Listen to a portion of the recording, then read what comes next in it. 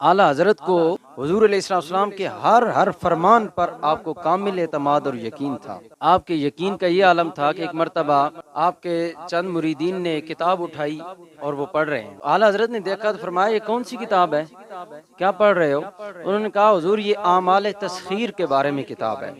आपने फरमाया, मेरे पास बहुत सारी ऐसी किताबें पढ़ी हैं जो ऐसे अमलियात से भरी पड़ी हैं, लेकिन मैंने उनकी तरफ कभी तवज्जो भी नहीं की, क्योंकि मुझे जब भी कोई मर्ज़ लायक होता है, कोई बीमारी, कोई दर्द की कैफियत लायक होती है, तो मैं उसी वक़्त अल्लाह के नबी सल्लल्लाहु ताला अलैहि वसल्लम की पाकीज़ा वही वाली ज़बान से निकली हुई दुआएँ पढ़ लेता हूँ।